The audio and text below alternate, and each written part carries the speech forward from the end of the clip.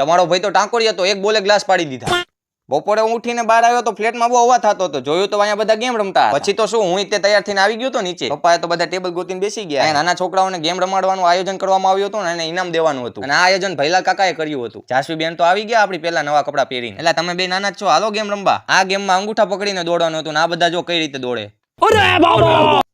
પછી આવી ગયો તો નાના ટેણિયાઓનો વારો. આ જોવાની તમને મજા આવશે કઈ રીતે દોડે.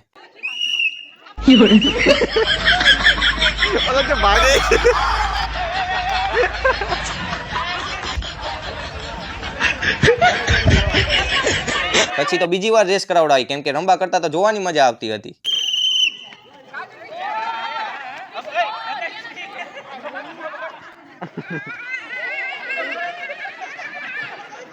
એલા ભાઈ થાકી ગયો, રેવા દે, નથી ગેમ રમવી. ના તારે ના રમવી તો મારે ના રમવી, હું જઉં છું.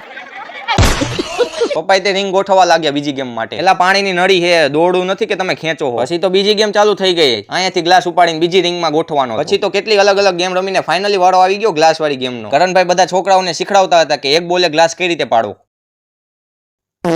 લે હાલ, કઈ વાંધો નહીં, કોઈ નથી જોયું. કરણભાઈ ચિંતા ના કરો, હું કિકાણી સાહેબ અને દીપક કાકા ઉભા રહી ગયા હતા કીપરિંગ કરો. પછી તો બધા છોકરાઓ ગ્લાસની જગ્યાએ અમને ટાળવાનું ચાલુ કર્યું. બધા નાના છોકરા થાકી ગયા, હવે મોટાનો વારો આવ્યો. જિગ્નેશ કાકાએ તો નાનપણમાં બહુ ઠેરી રમી લાગે. સાહેબ તો ગ્લાસની જગ્યાએ મને ટાર્ગેટ કરી દીધું. કિકાણી સાહેબે તો મને ટાર્ગેટ ના કર્યો, સીધો મારા ફોનને ટાર્ગેટ કર્યો. બહુ વિડીયો ઉતારે. પછી તો તમારો ભાઈ આવી ગયો હતો ગ્લાસ ઉડાડવા માટે. બોલ એવી રીતે માર્યો કે ગ્લાસને અડ્યો જ નહીં. નકર પછી બધા ગ્લાસ પડી જાય તો અવાજ આવે, તો નોઇઝ પોલ્યુશન થાય. એટલે